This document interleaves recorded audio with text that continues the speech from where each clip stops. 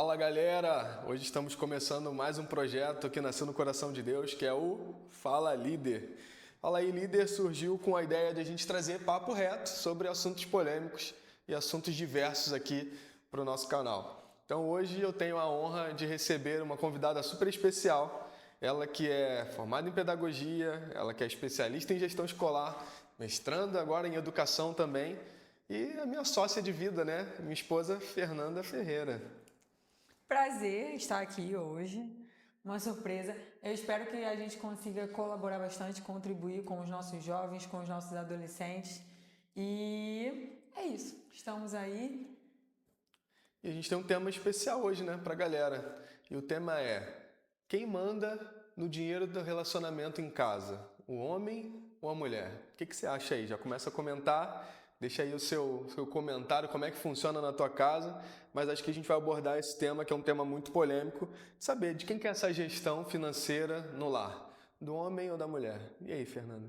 Então, para a gente começar a refletir, eu gostaria de ler em Eclesiastes 4:9, que diz assim: É melhor serem dois do que um, pois um ajuda o outro a alcançar o sucesso. Se um cair, o outro o ajuda a levantar-se. Mas quem cair sem ter quem o ajude, está em sérios apuros. E aí diz muito sobre isso, né? Não tem quem manda, somos dois. Acho que o princípio é o mandamento, o primeiro mandamento, amar o próximo como a si mesmo. E tem que trazer esse mandamento para dentro do lar. Se você já vem com esse pensamento de quem manda, já não é um pensamento muito colaborador, porque quem manda biblicamente é quem mais serve. O líder é o que mais serve, o líder é quem mais doa.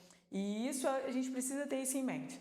Porque essa nomenclatura, muitas das vezes, esse preconceito de quem manda, a gente percebe no dia a dia, na fala das pessoas, até um duelo implícito, né? Isso que tem que cair, isso que faz cada um remar para um lado e se dividir e ficar mais longe do seu objetivo final. E se a gente usar a Bíblia como norteador, acredito que tem muito a colaborar nas nossas vidas e na nossa visão. Esse versículo eu acho que diz muito sobre isso para alinhar essa primeira fala de quem manda. E na verdade não é quem manda, é que juntos, é melhor ser juntos para um objetivo só, para a gente conseguir alcançar qual seja esse objetivo. Também tem que ter a comunicação para a gente definir qual é esse objetivo. E tem muitos casais vivendo muito problema financeiro por não definir exatamente isso, né? Tem muito esse machismo e essa visão de que o homem que é o cabeça do lar, ele que tem que fazer a administração. Mas, na verdade, quem tem que fazer a administração são os dois. É um planejamento, né, das duas figuras, né, dessa administração central que é o lar. E, mais do que tudo, quando a gente vai definir funções, e isso aí é muito importante no planejamento financeiro, quem consegue tocar esse planejamento. Então a gente sempre fala, né? O planejamento ele precisa ser feito pelos dois. Colocar os sonhos, os planos, as pautas de seja férias, seja compras, aquisições, né? Coisas que de fato vão nortear a vida financeira desse casal. Mas quem consegue fazer esse planejamento sair do papel, conduzir esse planejamento? Então essa pessoa que tem que fazer de fato essa administração financeira. E ao contrário do que muitos pensam e parecem, por mais que eu seja planejador financeiro, por mais que eu seja especialista em investimentos e finanças, quem toca isso lá em casa é a Fernanda. Então, eu sou a pessoa que tenho aqui uma lida com o dia a dia na minha profissão muito desafiadora, mas eu também sou o cara que eu gosto de gastar. Então, se deixar, eu vou lá, compro a camisa do Flamengo toda hora, eu compro ali uma coisa que eu quero, toda hora eu quero alguma coisa diferente, mas a gente estabeleceu planos, a gente estabeleceu algumas metas e quem tem a disciplina para fazer isso acontecer é essa senhora que está aqui na minha frente, que puxa a orelha, que segura ali um pouco as coisas e traz ali para dentro da organização financeira esse planejamento. Então, por mais que na capacidade técnica, né, eu tenha discernimento maior, tenha conhecimento maior para poder fazer, identificar esses papéis e essas funções são muito importantes, né? Sim, sim. Não é fácil. Eu acho que quando se traz que é fácil, eu acho que não é uma verdade. Se fosse fácil, todos conseguiriam. O que nós mais veríamos seriam famílias bem-sucedidas. Eu não acho que é fácil, porque assim, amar a sua esposa como Cristo amou a igreja não é fácil. Então, ser o cabeça do lar e ter a premissa do amor não é fácil. até ser polêmica agora também, ter a coragem de gerar essa renda, porque você gere um recurso que primeiro ele precisa existir. Sim. Você gere o que existe. Então, ter a coragem, a disposição de gerar renda também não é fácil. Então, são habilidades que a gente não vê o tempo todo. A gente observa que até o processo seletivo tem que ser bem feito também. Sem dúvida. Porque quem fala muito do processo seletivo é o Cláudio Duarte, né? O pastor Cláudio fala bastante sobre isso. Isso também faz parte. No processo seletivo também do casamento, você tem que entender se tem essa questão, se tem a habilidade de prover, se consegue gerar renda. Não só o homem, a mulher também. Porque a Bíblia traz a mulher virtuosa de Provérbios 31, ela tem diversas habilidades. E a principal pergunta da mãe, a Lemuel, é: quem encontrará uma mulher virtuosa? E de novo, se fosse fácil, não haveria essa pergunta. Hoje eu fui ao salão e uma mãe estava chorando, porque o filho dela está sem falar com ela e ela acredita que se trata de problemas com a nora. Realmente, é difícil ser uma mulher virtuosa. Só que a mulher ela foi planejada por Deus mesmo para conseguir ser mais multifacetada. O Wallace estava falando da gestão de recursos, das coisas que são mais burocráticas, ele tem mais facilidade de fazer. Exemplos: uma declaração de imposto de renda, organizar IPTU, organizar boletos, organizar a sequência. Ele se perde um pouco na questão... Não quero pagar, mas organizar eu organizo. Organizar, ele queria não pagar, ele queria comprar a blusa do Flamengo Essa primeiro. organização a gente tem, né? Exatamente. Então, assim, a gente explora o que cada um consegue desenvolver mais. Exatamente. Né? E só consegue isso com diálogo, né? Porque acho que um dos principais problemas e aí eu até quero que você fale um pouco sobre isso, como é que alguém que é provedor, né, e a gente tem aqui, às vezes, muitos lares em que existe só o marido como provedor, ele vai lá, ele traz a provisão para casa, entrega na mão de uma administradora para ela tocar esse negócio. E aí que a gente encontra muito do problema, né? De quem quer esse dinheiro. Se a gente não tiver essa clareza muito, muito grande aqui, a esposa fica ali, talvez, mendigando algumas coisas que não deveriam, como, por exemplo, um dinheiro para uma unha, dinheiro para um cabelo, pedindo como se fosse uma mesada de uma filha e não, de fato, de alguém que é dona também daquele recurso. E a pessoa fica sempre achando: minha esposa gasta muito, minha esposa é isso, minha esposa é aquilo. Mas ele não entendeu que ele ainda não teve essa coragem de chegar a entregar a administração para quem vai conseguir conduzir aquilo da melhor forma. É óbvio também que às vezes tem muitas esposas que têm algum tipo de problema com a gestão financeira. E aí não é essa pessoa que vai fazer essa administração. Mas entender essas funções, como a gente estava falando agora há pouco, é muito importante para que, a partir disso, saber quem que vai conduzir esse plano e quem que vai o tempo todo trazer a prestação de contas, porque também não é só eu administro e deixa aqui, fica tranquilo que está tudo certo. Não, tem uma prestação de contas, tem uma reunião de condomínio aqui, a gente tem que ir acertando as pontas, as coisas não saem totalmente como planejado, então essa correção de rota ela precisa ser constante. E essa infidelidade financeira que hoje acomete muitos lares, né? E o que é essa infidelidade financeira? Tem famílias que não sabem, o marido não sabe quanto a esposa ganha, a esposa não sabe quanto que o marido ganha, né? Tem compras ali, coisas escondidas em cartões diversos e diferentes, e isso traz para dentro da complexidade da economia da família um desgaste gigante e natural. Então, a falta de um recurso para você estar na rua ali, fazer um lanche, para você planejar umas férias, planejar uma saída, né, poder dar um passeio, um momento de qualidade com o seu cônjuge e com a sua família, isso traz, né, isso vai desencadeando muitos problemas, afastamento, né, vai desencadeando problemas, inclusive de relação sexual dentro da própria casa, porque você acaba perdendo a admiração por aquela pessoa que está ali conduzindo de uma forma individual. Então, acho que nesse primeiro bloco, vamos dizer assim, acho que é importante definir claramente que essa gestão unificada ela é primordial para que uma família de sucesso, né, ela consiga construir esses planos. Porque se for de forma diferente, aí tem vários tipos de gestão, né? A gente tem as pessoas que dividem, vou dividir aqui meio a meio a conta, vou dividir meio a meio as contas de casa, ou tem umas que um paga telefone, outro paga alguma coisa. No final de tudo, alguém vai sair injustiçado desse negócio. Essa visão nunca vai ser uma visão clara. Tem uns que fazem proporcionalidade, né? A proporção da conta com a proporção do salário. Na minha opinião, e pelo pouco de experiência que eu tenho, vivendo e convivendo com famílias milionárias a vida toda, tudo é uma coisa só. É tudo dentro do mesmo bolo. É um pote de dinheiro que todo mundo deposita no começo do mês, entende-se qual que é o passivo ali da família em relação às contas e às obrigações que tem que ser feito. A partir do momento que está tudo pago e sobrou um dinheiro, a partir disso aqui a gente começa a planejar.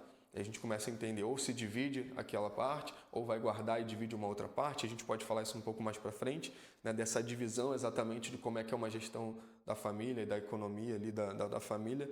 Mas é importante essa clareza das funções, porque senão acaba virando tudo isso que você trouxe, inclusive com as diferenças bíblicas, acabam virando pedra de tropeço.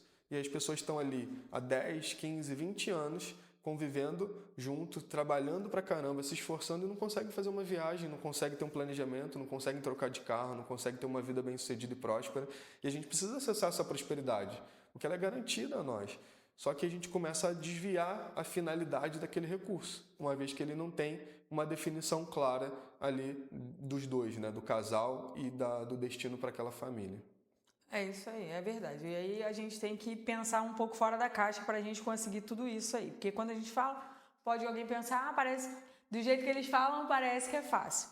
Mas não é. Se de repente você vai precisar fazer uma campanha de oração para Deus te dar um discernimento e você conseguir enxergar e abrir os olhos para tudo que está na Bíblia, porque tudo isso é bíblico, faça isso, faça a campanha de oração. Essa questão da admiração é fundamental. Dentro do casamento precisa ter essa admiração. Precisa ter admiração, precisa ter confiança. Aqui no capítulo 11 já diz assim, da Provérbios 31. O marido tem plena confiança nela. Ela lhe enriquecerá a vida grandemente. O marido tem que acreditar nisso. Que a mulher que está do meu lado, ela vai me ajudar a prosperar. Ela vai gerir bem os recursos que eu trago para dentro de casa. E aí ela não vai gerir se autodestruindo. Porque não é isso que está na Bíblia, ó. É com alegria. É com alegria. Também diz que ela se veste bem, ela está bem vestida. Aí está alinhado a questão da admiração. Ela cuida dos filhos, ela cuida da casa, ela se planeja. E é aí que entra essa questão da multifacetada. Acho que na casa de todo mundo é assim. O marido pergunta assim, onde que está isso? Onde que está aquilo? E o filho, hoje tem aula de quê? Aula daqui. A mulher, ela consegue ter, em geral, né? Ela consegue ter mais isso da visão geral de saber onde que o filho está e a organização da semana do marido. E a gente percebe que quando a gente também entende o nosso papel e começa a cumprir ele, as coisas ficam alinhadas. É impressionante. O dia que a mulher não está bem, parece que a casa fica meio desorganizada, né? Os filhos, não sei se na casa de vocês é assim. Quando eu chego em casa eu percebo que a minha filha vem logo... mãe isso, mãe aquilo. E o Wallace também com várias perguntas... E assumir esse papel de abençoadora, de gestora, também faz parte. Quando a gente entende a nossa identidade em Deus, entende que realmente a gente precisa estar o mais próximo, buscando ser essa mulher de Provérbios 31 para assumir o nosso papel na nossa família, no nosso lar, na nossa sociedade. Um pouco até longe dos rótulos que as pessoas querem colocar na gente. Não é nem só as pessoas, são a sociedade, né? Contextualizado. A gente viu hoje que está a trend da família conservadora, que é a família dentro da lata. Hoje querem humilhar e desqualificar a família que respeita esses pilares que são bíblicos. Mas a troco de quê? A troco da sua destruição. Porque o inimigo sabe que quando não está tudo estruturado de acordo com o que está... A Bíblia é o nosso manual de vida. Sim. Quando não está estruturado de acordo com a Bíblia, daí que os filhos se desorganizam, se desestruturam, e aí destrói a família, destrói o marido, destrói tudo. A gente precisa ter a nossa identidade. Tanto o marido precisa ter a consciência da identidade dele, de provedor, de amar, de cuidar, de zelar. E a mulher precisa entender e assumir a sua identidade de planejadora, de se trazer alegria para o lar, harmonia para o lar, essa organização financeira, de gerir, mas com confiança e responsabilidade o recurso, de sentar também com o marido. O que a gente vai fazer agora? E aí remar os dois na mesma direção para chegar mais rápido. Eu acho que é muito sobre isso. Agora vamos contar em termos práticos. Assim, o que você acha que lá no passado, quando a gente construiu nossa casa e a gente dormia lá no colchão na sala, que era só o colchão que a gente tinha, não tinha mais, tinha um ar-condicionado, colchão e uma mesa, né? É assim que a gente entrou dentro de casa depois que a gente casou. E a gente foi construindo as coisas aos poucos, foi cômodo por cômodo, a gente foi mobiliando devagarinho. O que você acha que foi a virada, né, daquele colchão do chão lá na nossa sala, para hoje a gente ter alcançado o pouco que a gente alcançou, Mas nessa visão da gestão, assim, o que você acha que a gente, para quem está ouvindo, assim, o que a gente deixou de fazer, ou o que a gente fez que deu certo, que você acha que foi embalando aqui essa organização? Porque também ninguém nasce sabendo. Não é fato de eu ser especialista aqui na área financeira, isso não quer dizer nada. Eu conheço muitas pessoas que trabalham no mercado financeiro extremamente endividadas, extremamente com problemas familiares por conta da parte financeira, porque não tem a gestão. E eu atribuo muito isso a você, nessa questão da gestão, que você trouxe isso muito para o nosso dia a dia. O que você consegue trazer nesse sentido de o que foi algo que a gente deixou de fazer que deu certo, o que foi algo que a gente fez também que deu muito certo? Então, eu acho que tem 3 pilares. A decisão. Acho que quando você precisa primeiro decidir alguma coisa. Acho que todo mundo em algum momento tem que decidir. Tem que decidir, ser fiel àquilo que você decidiu e ter uma escolha alinhada. E alinhada a isso até o contentamento para você conseguir gerenciar o tempo da espera. Né? Primeiro eu decidi que agora eu vou construir minha família. Ponto. Decidi, está decidido, peço a Deus para me conduzir, me dar sabedoria, me dar discernimento, porque eu vejo muita gente hoje se perdendo. É muito engraçado, né? A pessoa decide, não, agora eu vou ter minha família. Aí troca de carro, aí faz harmonização facial, aí compra um cachorro. O que você decidiu? Você decidiu que você vai ter sua família? Então você tem que construir uma casa. Você tem que construir uma casa, você está tentando ter um filho, você tem que focar em ter um filho. Se eu decidi que eu vou fazer uma casa. Eu vou acabar primeiro minha casa por dentro, que eu não quero morar na obra. Agora a gente vai mobiliar esse cômodo. Tem que ter fidelidade naquela tua própria decisão. Não, a gente parou tudo. Eu não vou comprar um cachorro se eu estou mobiliando o cômodo. Entende? Vai andar descabelada. Não é isso. Mas eu não posso perder o meu foco, que é a minha escolha. Eu tenho que ser fiel às minhas próprias escolhas. Eu vejo muito as pessoas sendo muito aleatórias, né? Em relação a isso. E eu percebo que as pessoas não chegam. Mas porque elas são aleatórias. E quando tem um foco, você chega. Hoje a gente não está construindo a nossa casa até hoje. A gente já está fazendo outras coisas. Mas eu acho que a virada é muito isso, né? E aí a gente percebeu, falando muito pessoal, né? No meio do caminho a gente percebeu que para você ser promovido, a gente precisava tirar seu nome da SPC. E aí isso tem sentido. Isso faz parte da decisão de ter uma família e que a minha família vai ser próspera. Não, então agora a gente vai tirar o nome do SPC. Você também fez sua parte, estudou, foi promovido, trabalhou, gerou mais renda, cumpriu com os seus compromissos, mas que está muito alinhado ao foco, ao comprometimento. E aí entra também que você precisa do seu contentamento. Você precisa estar feliz durante esse processo. É isso. Você precisa estar feliz em saber que você está caminhando para construir o teu foco, o teu objetivo. Eu acho que é isso, a virada de chave. Foi isso. E é muito engraçado porque as pessoas acham que as coisas elas nascem grandes, né? A natureza não dá saltos, né? Então, eu falo muito sobre dívida, sobre organização financeira, e esse é um dos pontos, né? Já fui endividado quando eu conheci a Fernanda, né? Estava endividado, tinha o nome sujo no SPC, no Serasa. Não sei nem o que ela viu em mim, não, porque estava tudo ruim. Mas tinha essa fidelidade ao que a gente faria, né? Ao trabalho, ao planejamento inicial da família. Então, através desse planejamento inicial da família, a gente conseguiu colocar os planos, né, do papel e fazer eles virarem realidade. E eu lembro que a gente teve uma decisão também que foi importante, foi uma virada grande na nossa vida, que a gente não vai viver só de acertos. A gente fez um movimento, né, financeiro, uma troca de carro, a gente foi subindo ali. No começo de casamento, a gente trocou um carro e aí a gente pegou um carro maior, eu lembro, na época, só que o carro, a gente tinha uma parcela muito alta e o carro consumia muito. A gente ficou 3 meses com o carro, tivemos que devolver o carro, tivemos que olhar, a gente olhou para a cara do cara, não vai dar para a gente segurar esse negócio. A gente foi lá, devolveu o carro, pegamos um outro carro bem básico, não tinha quase nada no carro, só tinha um ar-condicionado e só. E aí era aquilo que a gente ficou. E a gente sentou para refazer esse planejamento. Falou, cara, agora a gente só vai trocar de carro quando a gente guardar o dinheiro de comprar um carro à vista. E a gente não vai fazer mais loucura. E a gente ficou naquela peleja ali uns 4 anos, né? A gente E aí, no meio do caminho, e a Fernanda é muito essa pessoa, tipo assim, cara, o planejamento era esse, A gente vai trocar de carro à vista, vai guardar o dinheiro, vai pagar as contas. E aí eu já estava agoniado com 2 anos com aquele carro. Eu falei, meu Deus do céu, vamos trocar, já dá para fazer uma prestação. Não vamos, a gente vai comprar à vista. Não, chegaram 3 anos, cara, já dá, não aguento mais esse carro, já estamos legal, as coisas foram melhorando. Ela, não, a gente vai comprar o carro à vista. E foi assim, né? A gente foi lá até o final, a gente ficou uns 4 anos com o carro, até o dia que a gente pôde ir lá fazer a troca de um carro pelo carro bem maior do que a gente queria, do jeito que a gente queria e à vista. Então, mas esse processo, né, dos 4 anos, você abrir mão de muitas coisas, ele vai te formando. Porque isso é sobre a renúncia, né? Sobre a renúncia de si mesmo. Tem uma passagem que eu até deixei separada aqui, está em Gálatas, que vai falar sobre essa vontade, né? Diz assim, por isso, está em Gálatas 5,16.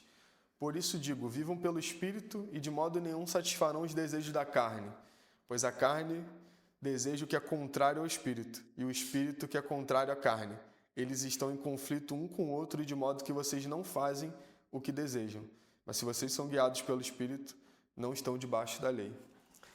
E essa passagem ela vai falar muito sobre essa guerra, né? Essa guerra interna do eu posso, eu devo, eu já tenho condições de fazer, mas será que eu estou fazendo da forma certa? E eu acho que a gente precisa o tempo todo buscar entendimento e conhecimento, e mais do que tudo, quando a gente está essa gestão a 2, vai ser muito importante para que a gente consiga ter essa outra pessoa. Porque às vezes as pessoas querem tomar decisões sozinhas e pensam assim, eu não vou falar com a Fernanda, que a Fernanda não vai deixar. E aí, mas será que se ela não deixar, não é realmente algo que vai fugir do planejamento de vocês? Será que se a esposa não deixa, ou se o marido acaba não deixando, tem ali um rigor muito acima do que era necessário, ou realmente tem alguém cuidando muito bem do plano? Isso precisa de muito diálogo para essas coisas irem acontecendo. Então, a gente tem uma gestão, né, financeira hoje muito saudável, a gente tem, né, a individualidade financeira, e apesar disso as pessoas às vezes acham que juntar o dinheiro significa que vão perder a individualidade, né? E a gente tem na minha teoria da gestão, a gente tem um dinheiro que a gente fala que é o dinheiro da bala. Então a gente pega nosso dinheiro, coloca naquele potinho, paga todas as contas, né? Dá o nosso dízimo, a nossa fidelidade ao Senhor. A gente tem ali, né, os nossos planejamentos, e dentro dessas contas, inclusive esses planejamentos, na parte de investimento, na parte de viagem, no que a gente precisa ali ter como guardar, isso já é uma conta nossa. E de fato aquilo que a gente deixou reservado para gastar na individualidade com a bala, né? Então a Fernanda tem a parte dela da bala, eu tenho a minha parte da bala e eu gasto com o que eu quiser. Então aquela dor lá do passado, da pessoa que queria o tempo todo comprar a camisa do Flamengo, hoje eu tenho a possibilidade de comprar todo mês a camisa do Flamengo, mas eu não faço, porque eu já tenho uma administração melhor sobre isso. E é um dinheiro que é meu, é minha individualidade. Se a Fernanda quiser gastar o dinheiro dela todo em maquiagem, que é esse dinheiro da bala ou da maquiagem, ela vai gastar. Mas ela também faz as compras, ela tem a individualidade dela no gastar. Isso tudo tem que ser muito planejado, porque quando a gente consegue planejar isso, essa visão de hierarquia financeira dentro de casa, ela acaba sumindo. Então a gente já, de fato, vira sócios. Como eu apresentei ela aqui no começo, nós somos sócios de vida, a gente tem uma família, a gente tem sonhos e planos juntos, a gente planeja, a gente sabe a data dos valores financeiros que a gente vai ter, das conquistas que a gente vai ter, a gente já tem isso tudo planejado, justamente porque a gente trabalha para que a gente consiga realizar esses sonhos, né? E são os sonhos nossos. Então, lá no passado, quando a Fernanda ela já tinha uma gestão financeira mais adequada da vida dela, ela priorizou aqui a minha educação, eu ter mais certificações, eu priorizar meu trabalho, e isso foi evoluindo a minha carreira, e hoje a gente prioriza a parte da educação dela, está fazendo um mestrado, demanda bastante coisa, e a gente vai sempre somando um pelo outro, e isso é muito importante para que a gente consiga conduzir essa vida financeira a 2, né? Porque isso é primordial para as coisas acontecerem. Acho que eu só queria falar, é importante, assim, a gente estar alinhado com a Bíblia novamente, vamos citar a Bíblia novamente, é importante a gente trazer a memória, tem que dar o dízimo, tem que estar tudo alinhado, porque através disso, através da nossa posição, da nossa decisão, da nossa escolha, Deus vai abençoando. Quantas portas já foram abertas a partir de todas essas decisões? Porque não foi sempre que a renda era legal. Sim. Não foi sempre que o dinheiro da bala dava para fazer. Hoje o dinheiro da bala, meu dinheiro da bala deve estar quase todo em botox. Mas não foi sempre. Então, assim, ter essa tranquilidade foi uma colheita de boas escolhas.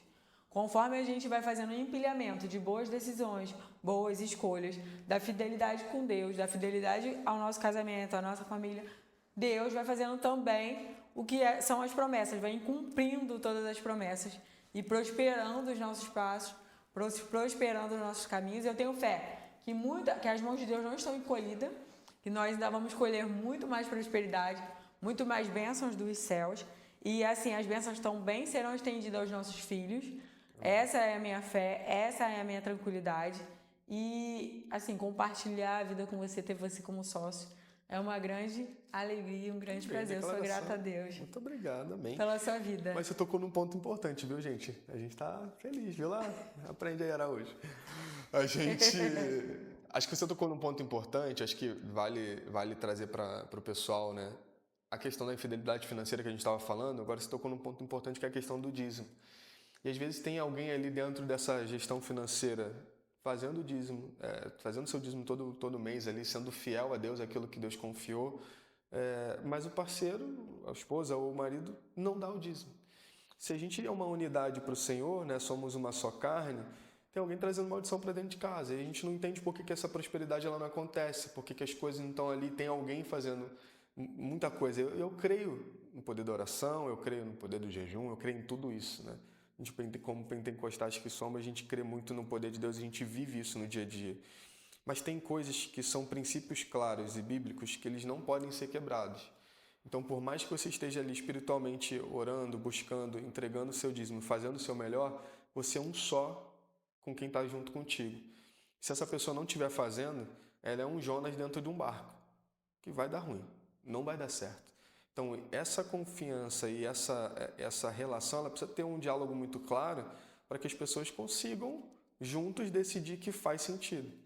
E aí, para quem, se o dízimo não é bíblico, a gente vai entrar naquela polêmica, a gente pode fazer um podcast só sobre isso. Eu só te sugiro uma coisa. Entrega ao Senhor aquilo que é a primícia, como Ele pede nas Escrituras, e faz prova de Deus. Porque a palavra de Deus diz, faça a prova de mim. E eu quero entender se a tua vida financeira não vai mudar. As pessoas falam assim, cara, mas eu pago uma conta ou entrego o dízimo? Você vai entregar o dízimo, aí vai deixar de pagar uma conta, aí você paga a conta, não entrega o dízimo, daqui a pouco você tem uma outra conta que você também não consegue pagar. A minha pergunta é, será que você está fazendo gestão daquilo que é teu ou daquilo que não é seu? Se você não consegue administrar 90% e você quer fazer administração de 10%, semente não se come, a gente não administra aquilo que não é nosso. Então, eu aprendi isso. Eu tenho 13 anos de conversão, 13 anos de caminho na fé. Como eu falei, quando eu encontrei Fernanda, 3 meses depois eu aceitei Jesus, endividado, quebrado. Então, eu não falo daquilo que eu não vivo. Eu falo daquilo que eu vivi.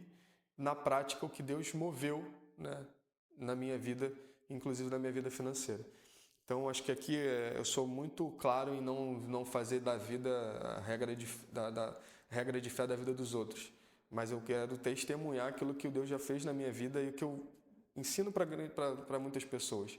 Na gestão financeira, na parte inclusive teórica, quando a gente vai estudar, existe o percentual da doação, que por consequência também são 10%.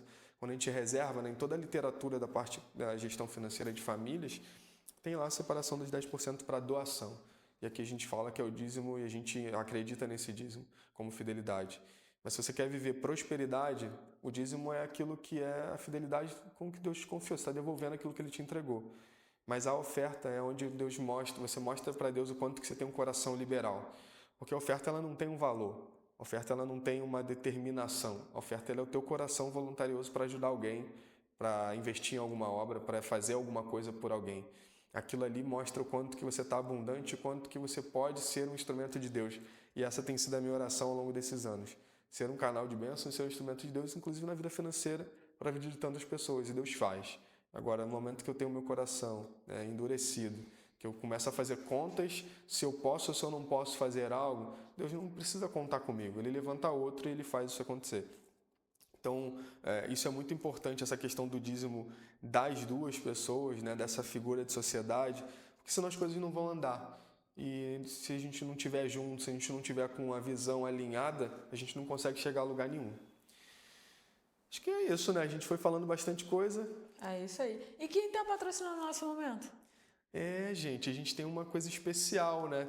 Se você quiser fazer parte, né, desse momento aqui conosco, a gente vai deixar nos nossos comentários um link ali para você se inscrever, poder participar. E hoje o oferecimento desse episódio é do Espaço Salute. Espaço Salute está aqui na nossa pastora Thaís, nosso pastor Jonathan.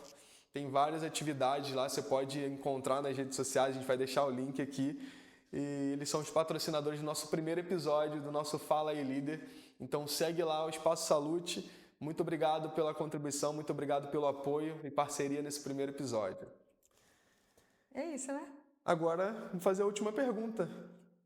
Se você pudesse deixar um recado para todo mundo que está te ouvindo aqui.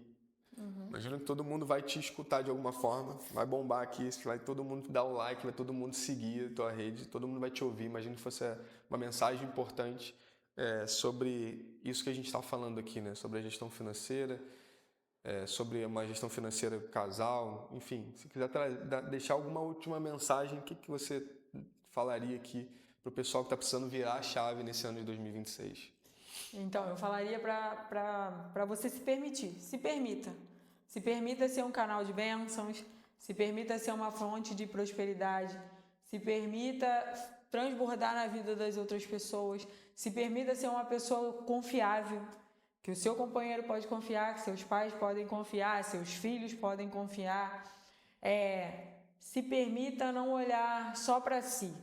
Parece que, mas aí quem vai olhar para mim, né? Se eu só olhar para todo mundo. Se permita, tenta, se permita ser uma pessoa fiel no dízimo, fiel nas ofertas, confiável. Você vai experimentar a ação de Deus na sua vida.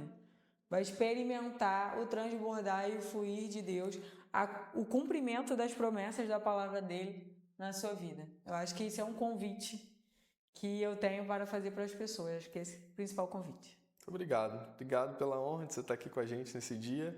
Quero te convidar a seguir aí, curtir o nosso canal. Vai ter muito mais conteúdo para você. E lembre-se, para quem não sabe onde vai, qualquer lugar serve. Então, continua caminhando e vamos para cima. Fica aí, primeiro encontro do Fala aí Líder.